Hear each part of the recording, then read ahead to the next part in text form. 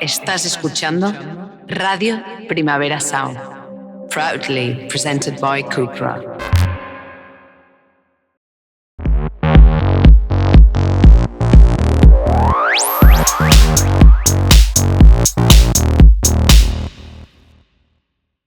Welcome back to Radio Primavera Sound, and it is an absolute pleasure to be here with Squid. How are you doing?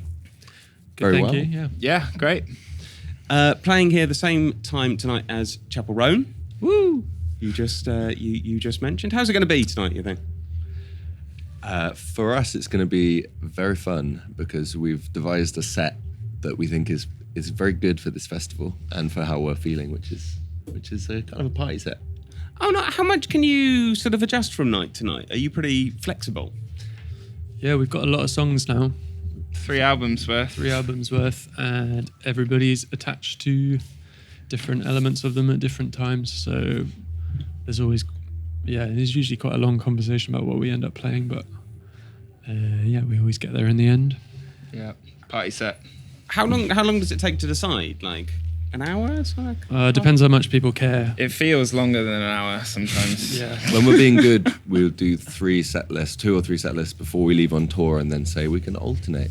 But then by the end of every tour, we're like in the green room sort of arguing about what songs to play, which in a way is quite nice, really. Yeah.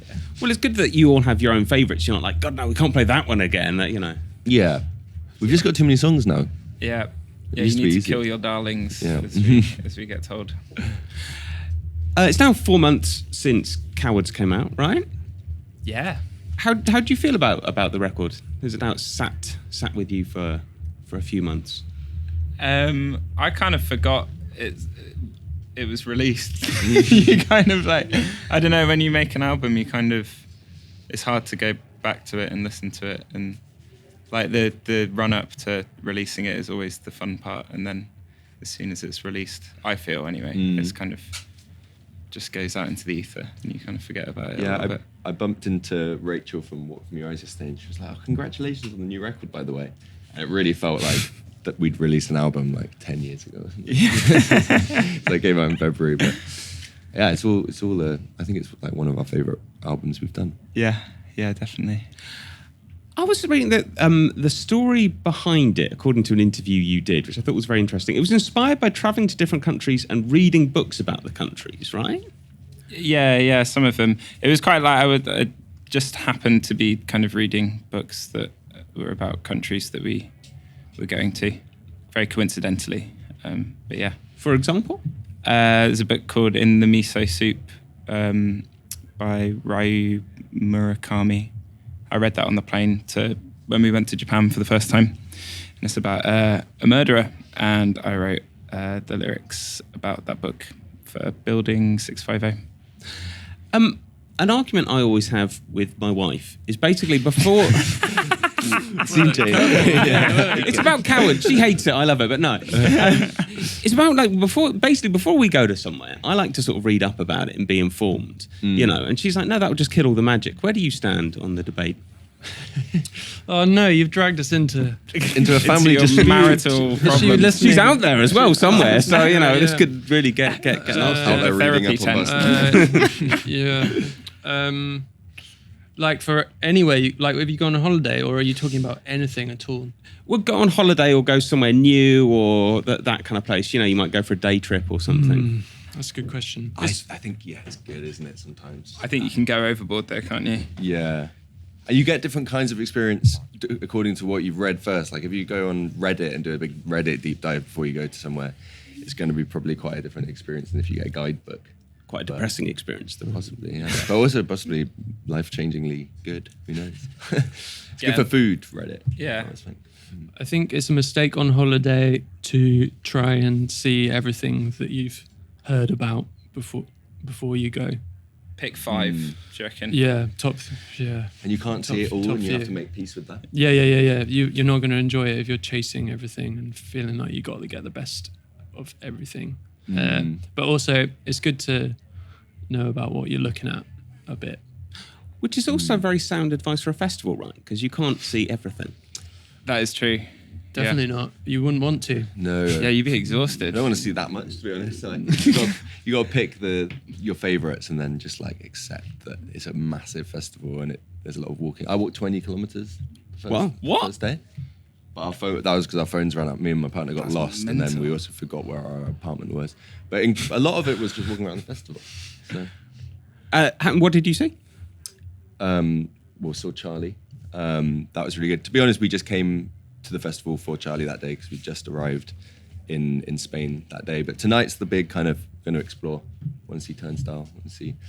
Well, I actually really want to see MJ Lenderman, but I think we're also clashing with his band. No. So. Damn. God damn, you can't do it all. Yeah, and you got to make peace with that. You got to make peace with that. How different is it visiting a country as a touring band as opposed to an individual? Because you do. I can imagine there's a fair element of it's Wednesday, it's Munich or something like that. But do you manage to sort of get out and see things? It really depends. Sometimes we see basically nothing, and sometimes we get to see. Sometimes we even get a whole day off in places depending on how the routing is, and we get to explore. So I don't know. We've been to loads of places, and some places I feel like I don't know at all. And you just see like the inside of a venue. And I think it'd be really exhausting to try and see everything everywhere you go. But we've had some really good times when we've had a bit of time off and really explored some cities like Ollie was chatting about Japan. Like we've been there 3 times now, and felt like really got to know Tokyo quite well, which is really cool, and it never would have happened if we weren't in a band probably. So that's a really nice aspect of what we do, but it is also really tiring. Are there places that you feel like really understand you as a band? It's hard to say the answer to that truthfully when a lot of it is just how we feel it goes ourselves. Yeah. Like we played in New York City is kind of like a city example where we've played like more times than a lot of other places, and that always seems to be a reliably good place for us. But I think that's also because we're often excited to be in New York City, which is one of them. It's like a two-way sort of thing. Manchester. Yeah. I mean, it's true. Manchester's always really nice to us. Yeah. They say Glasgow's a very good place to play. And Glasgow as well. Yeah, always up for it. And Paris as well. It's always a nice one. Yeah. Yeah, that's true. All good cities. Yeah. This beautiful world, huh? Yeah, it's great to be a part of it, isn't it? Just really soaking it up. So humble. While it exists. And yeah. I mean, to slightly shift the feeling, the overall topic, again, there's something I read about Cowards, is the overall topic is evil itself. Yes. Why write about that? I think it's quite an interesting topic. It's also quite, I kind of regret it in some ways. Like me and Louis had an interview on our European tour where we woke up on our tour bus and immediately went to the interview at 9 a.m. And the first question was like, so evil, let's talk about that. Like before your coffee. I haven't woken up yet and I've got to talk about the humanity's small and large evils. But no, it's just a lot of the books that I was reading that a few of the songs are written about all had a kind of overarching theme of evil, and I find it nice to have a thread to kind of to run through a whole album. So that just felt good to me, and I've always kind of liked quite macabre like books and TV and stuff. So yeah, it's just nice to put myself in shoes of people who I will never be, like serial murderers and Andy Warhol. What books? What books? In the Miso Soup, there's Lapfona by Otessa Moshfegh, which is a very good book. What else? Tender is the Flesh. I can't actually remember who it's by. It's escaped me, but that's about cannibalism. Wow. So yeah, just like some dark books. Happy days. Yeah. Great to be in Barcelona, huh? The city. All right, so something a lot happier. John McIntyre mixed the album. Are you big fans of Tortoise? Yeah, really big. And we were really lucky. We went to South America last year, and we happened to be on tour at the same time as them in Buenos Aires. So we got to see them play. That was the first time I'd seen them. Yeah, I'd never seen them before. Time I've ever seen them. Maybe the last. I mean, they don't do loads and loads of They're touring. sort of around at the moment, aren't they? Yeah. But Yeah, there's new stuff here and there. But we basically never met him properly before we started. So he actually mixed our previous album as well. And we loved the way he approached mixing. But we still hadn't met him until we toured in America that album. He's up in Portland, so he came along to the show, and it was really nice to meet him. So yeah, it was quite funny. Like we've always recorded with Dan Carey, who we've got like a really, really close personal relationship with, and we know really, really well over a long period. It was quite different having someone involved in the record, and like because it's such a big thing mixing and like handing over something that you've worked so hard on to someone you don't know at all was a really different experience to us.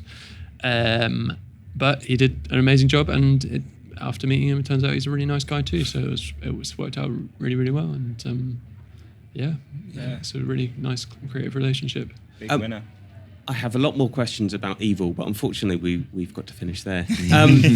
We're going to get deep into the very nature of Evil, but maybe it's best. So you're playing 10 o'clock tonight, Schwarzkopf stage. Yeah. So it is the same time as Chapel Roan. Yeah. But going to you instead.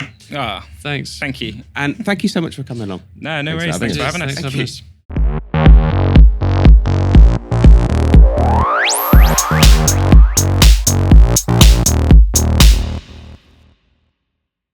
Estás escuchando Radio Primavera Sound, proudly presented by Cupra.